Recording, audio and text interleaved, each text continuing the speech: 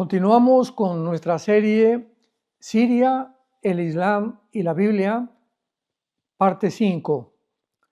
Muy bien, vamos a referirnos en esta conferencia acerca del linaje del anticristo, que es muy importante, porque muchas personas han usado por muchos siglos Daniel 26, que dice así: y después de las 62 semanas se quitará la vida al Mesías, mas no por sí.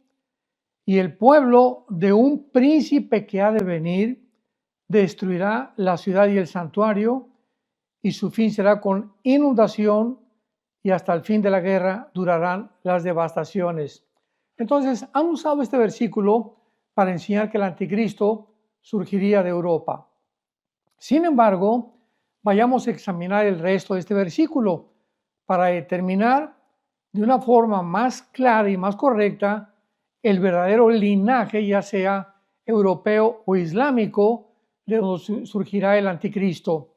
Y dice así el versículo 27: y por otra semana confirmará el pacto con muchos, a la mitad de la semana hará cesar el sacrificio y la ofrenda, después con la muchedumbre de las abominaciones vendrá el desolador hasta que venga la consumación y lo que está determinado se derrame sobre el desolador. Muy bien, aquí vemos claramente que pues la ciudad referida, por supuesto, que es Jerusalén, y el santuario es el templo judío que existía en Jerusalén en tiempos de Jesús. Entonces, el linaje del anticristo está como escondido, o mejor podríamos decir, revelado a través de la frase el pueblo del príncipe. Ahí está la clave. En el año 68 después de Cristo, los judíos se rebelaron contra Roma, por lo que el emperador romano envió a la 10ª legión, comandada por el general Tito, para aplastar esta rebelión. En el cumplimiento completo de la profecía de Daniel 9:26, saquearon Jerusalén y destruyeron completamente el templo. Por causa de que Tito era romano y el ejército pertenecía a Roma, se dedujo que el anticristo saldría de Roma. Pero si volvemos a examinar este versículo de Daniel, es el pueblo del príncipe. Repito, es el pueblo del príncipe que ha de venir y el que realmente destruyó Jerusalén y el templo. Por tanto, es del pueblo de esta invasión de donde el anticristo surgirá o provendrá. Al examinar históricamente la 10ª legión romana, nos dará mucha más luz acerca de nuestra investigación. Mientras que esta 10ª legión sí fue romana y los soldados eran ciudadanos romanos, sin embargo no eran procedentes de la parte occidental del Imperio Romano, sino que pertenecían al lado oriental, el cual es el Medio Oriente, y se localizaba de una forma específica en la ciudad de Constantinopla o actualmente Estambul, en Turquía. El general Tito fue el comandante de todas las legiones orientales y no de las legiones occidentales. La 10ª legión romana, que destruyó Jerusalén y el templo, consistía de soldados árabes, sirios y turcos, muchísimos musulmanes, los cuales eran de todas las naciones, vuelvo a repetir, del Islam. Si observamos un mapa moderno, todo el Medio Oriente es musulmán, excepto Israel. La parte oriental del Imperio Romano pertenecía al Medio Oriente, incluyendo el norte de África, donde también son todos musulmanes. Veamos algunos nombres del anticristo en la Biblia. Por ejemplo, la Biblia menciona varios nombres dados al anticristo, tanto en el Antiguo como en el Nuevo Testamento. Veamos, por ejemplo, en Isaías capítulo 10, versículo 24, una de las menciones más importantes del anticristo y el nombre que se le asigna. Dice así, Isaías 10, versículo 12.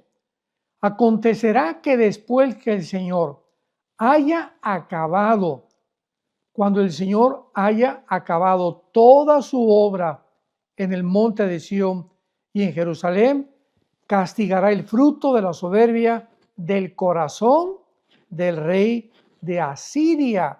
Qué clara aquí es la Biblia, que está hablando exactamente que cuando Dios acabe su obra que comenzó, ¿verdad?, en Jerusalén, y va a terminarla en el monte de Sión cuando venga la famosa guerra del Armagedón, Él castigará el fruto de la soberbia del corazón del rey de Asiria. O sea, al anticristo aquí se le califica como proveniente de Asiria. Se le designa como el rey de Asiria. Vemos nosotros también claramente que tenemos que recordar la perspectiva bíblica, geográfica y espiritual que está centrada en Israel y no en los Estados Unidos ni en Europa.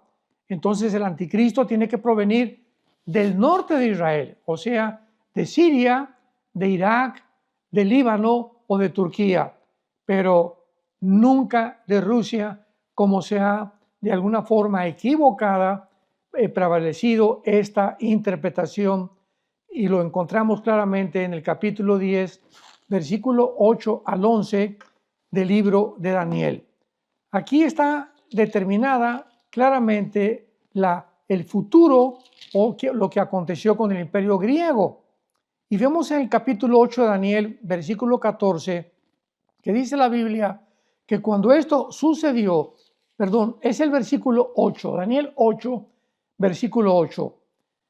Y el macho cabrío engrandeció sobremanera, pero estando en su mayor fuerza, aquel gran cuerno fue quebrado, y en su lugar salieron otros 4 cuernos notables hacia los 4 vientos del cielo.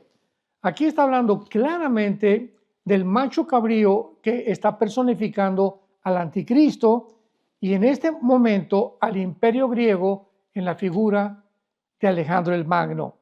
Sabemos por la historia que cuando el imperio griego cayó, pues se dividió en 4 secciones: en Egipto, en Siria, en Macedonia y en Turquía. Fueron las 4 divisiones del imperio griego con los 4 generales de Alejandro el Magno. Y dice la Biblia que de uno de ellos, o sea, de una de estas 4 divisiones del imperio griego, que vuelvo a repetir, fueron Egipto, Siria, Macedonia y Turquía. De una de estas 4 divisiones, dice la Biblia, salió un cuerno pequeño, que en el capítulo 7 de Daniel se menciona como el anticristo, que creció mucho hacia el sur y hacia el oriente y hacia la tierra gloriosa. Observemos con cuidado que este cuerno pequeño no creció hacia el norte. O sea, la Biblia vuelve otra vez a corregirnos y nos vuelve otra vez de una forma específica a determinar que el origen del anticristo será al norte de Jerusalén. Y a continuación el versículo 9 dice, y de uno de ellos salió un cuerno pequeño, que es el anticristo, que creció mucho al sur y que al oriente y a la tierra gloriosa, y se engrandeció hasta el ejército del cielo, parte del ejército y de las estrellas, echó por tierra y las pisoteó. Cuando habla de que se engrandeció contra el ejército del cielo y que parte del ejército de las estrellas se echó por tierra, es absurdo creer o interpretar que pueda ser una persona normal, porque estas estrellas se mencionan claramente en Josué 5:20, en Apocalipsis capítulo 9, versículo 1, como las estrellas que se representan a los ángeles caídos. Entonces vemos claramente, ¿verdad?, que ya es muy clara la forma que la Biblia nos muestra de dónde el anticristo va a provenir. Ahora, muy bien, el anticristo, además, dice en el capítulo 7, versículo 25 de Daniel, va a cambiar los tiempos y también las leyes. Esto es muy importante porque dice, hablará palabras contra el Altísimo, a los santos del Altísimo quebrantará y pensará en cambiar los tiempos y la ley, y serán entregados en su mano hasta tiempos y medio tiempo. O sea, la teología islámica deja claro que el Mahdi, o sea, el famoso Jesús musulmán que le llaman el Isa le llaman en lenguaje arábico, a Jesús. Establecerá el califato, o sea, el imperio musulmán que dominará al mundo entero. El califa es para los musulmanes lo que para los católicos es el papa. No ha habido un califato o un califa desde 1923, cuando cayó el Imperio Otomano con la derrota de la Primera Guerra Mundial. El Islam tiene sus propias reglas y leyes llamadas la ley Sharia, bajo la cual todos los musulmanes, de una forma muy estricta, tienen que vivir. Muy bien, sus objetivos es que además quieren reemplazar las demás leyes y las reglas de las naciones. Nosotros en las naciones occidentales funcionamos con el calendario gregoriano de 365 días que incluye antes y después de Cristo, pero los musulmanes operan bajo otro calendario llamado Hijra, con H, Hijra, y para ellos el año primero fue en el año 622 después de Cristo, cuando Mahoma emigró de la Meca a Medina. El Mahdi anticristo forzará a todo el mundo a quedar bajo su calendario, como lo dice, lo acabamos de leer, Daniel 7:25, que cambiará completamente las leyes del calendario. En Daniel capítulo 11, versículo 37, encontramos otro aspecto del anticristo que dice así: del Dios de sus padres, esto es muy importante, del Dios de sus padres no hará caso, ni del amor de las mujeres, ni respetará a Dios alguno, porque sobre todo se engrandecerá. Aquí es importante poder deducir claramente que la palabra Dios en el original hebreo es la palabra Elohim, o sea, algunas traducciones dicen Dios de sus padres, lo cual conlleva la falsa creencia que el anticristo tenía que ser judío, porque la palabra Dios, dicen, es singular. Sin embargo, la palabra hebrea usada aquí es Elohim, que es un plural, o sea, dioses y no Dios, por lo cual debería leerse el anticristo no hará caso de los dioses de sus padres. Vemos claramente la diferencia. Antes, ¿verdad? Mahoma, como los árabes, adoraban a 360 dioses y Alá era la diosa luna, de ahí la luna creciente que representan en su bandera islámica.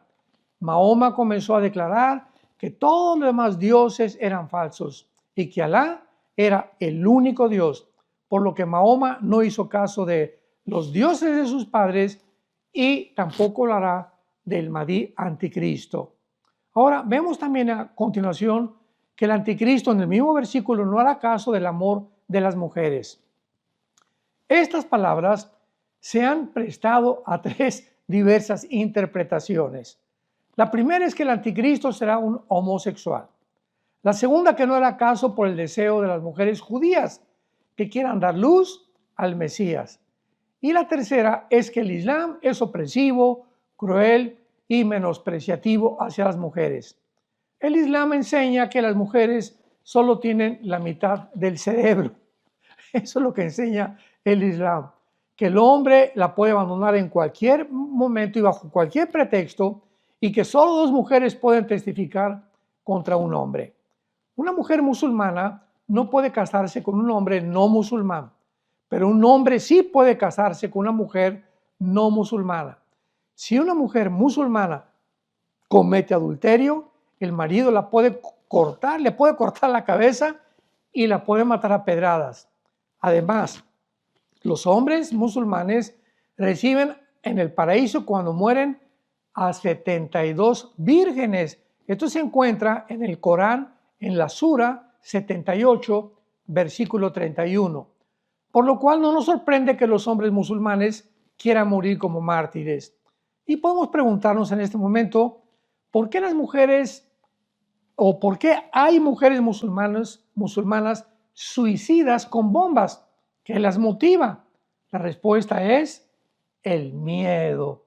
Mahoma enseñó que Alá le había dicho que el infierno estaba lleno de mujeres, lo cual ha asustado a las mujeres musulmanas. Ir al infierno sin haber muerto como mártires. Entonces, esta es la mejor interpretación, que es la primera, ¿verdad? El anticristo será verdaderamente una persona que provenga del Islam.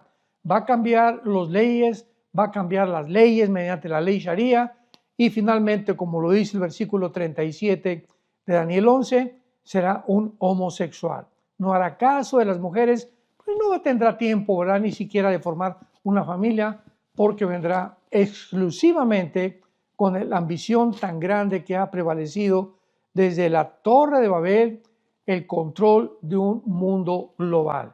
El anticristo culminará este sueño de todos los seres humanos que han intentado, y como lo están haciendo en el siglo XXI a través del Foro Económico Mundial, de las Naciones Unidas, de la Organización Mundial de la Salud, a través del Club de Bilderberg, a través de fundaciones como la sociedad del famoso multimillonario George Soros, como de la Fundación Bill Gates y Melinda Gates, como la Fundación de David Rockefeller. Todas estas fundaciones y todos estos gobiernos y todas estas fundaciones no gubernamentales tienen el principal propósito de un gobierno global.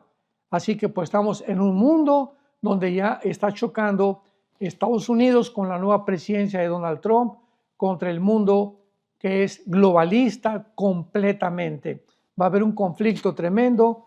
Esta situación se va a agravar como lo estamos viendo en Siria y como lo vamos a hablar en el próximo noticiero profético. El mundo está en un hoyo express y voy a repetir, yo lo percibo de esta manera: el patriota o el mundo patriota o el mundo nacionalista que representa actualmente Estados Unidos contra un mundo globalista de los medios de comunicación, de los gobiernos, de las fundaciones, de las sociedades secretas que están tratando de impedir que nadie pueda restringir la pavimentación del surgimiento del próximo dictador mundial, que será el anticristo. Tenemos que orar por los gobernantes, como la Biblia dice en 1 Timoteo capítulo 2, del 1 al 4. Tenemos que orar principalmente por el presidente Donald Trump. Tenemos que orar por todos los demás líderes mundiales para que podamos tener una clara definición de lo que el Espíritu Santo quiere decir con el próximo gobierno mundial. Así que estamos ya muy cerca de ver de qué forma el Islam actualmente en Siria está haciendo una revolución tremenda. Los drusos en el sur de Siria, Israel los está apoyando. En el norte de Siria, Turquía está controlando y quiere controlar, ¿verdad?, a los kurdos y estos rebeldes sirios dirigidos por un hombre llamado Al-Jolani, que se acaban de levantar actualmente en Siria y están causando una, otra y otra guerra civil que va a precipitar otra vez a las naciones árabes y a las naciones de la Unión Europea e inclusive Rusia y Estados Unidos en otra guerra en el Medio Oriente. Estamos en un mundo donde claramente los protagonistas están delante de nuestros ojos.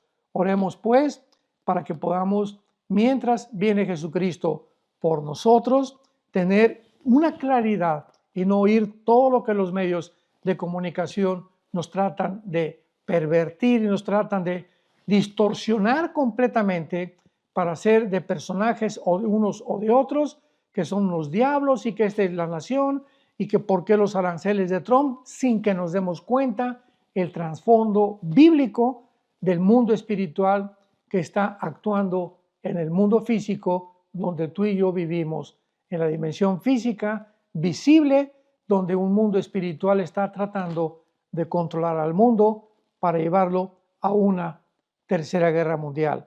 Les esperamos para la parte séptima de esta serie, Siria, el Islam y la Biblia. Que Dios les bendiga.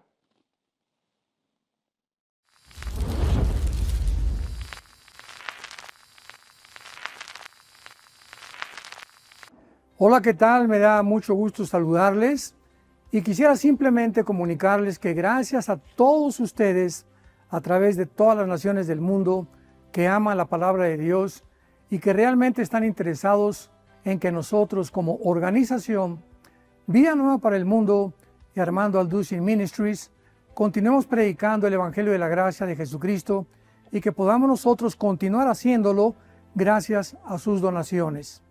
Este año cumplimos 46 años de ministerio, 46 años donde hemos predicado, hemos enseñado, hemos tenido seminarios y de diferentes formas de estudios bíblicos alrededor del mundo y hemos pensado y considerado de una forma fiel el Evangelio de la sana doctrina de Jesucristo. Nosotros, con todas estas donaciones, tenemos que sostener pastores, misioneros, obras, equipos de televisión y aún continuamos buscando la manera de poder elevar este ministerio. Hasta este momento quiero que ustedes estén enterados que no tenemos una sola propiedad como organización y así hemos trabajado durante 46 años porque le damos la importancia a la evangelización, a las misiones y también a los hombres de Dios para levantar más pastores. Le damos las gracias y que pueda Dios con su gracia tocar sus corazones y que puedan ustedes invertir en un terreno donde es fructífero, porque creemos que ha producido bastante buen fruto para la gloria de Dios. Gracias, muchas gracias por sus aportaciones y por las donaciones que sabemos ustedes continuarán haciendo para que podamos continuar siendo fieles en la predicación del Evangelio de la gracia de Dios. Que Dios les bendiga.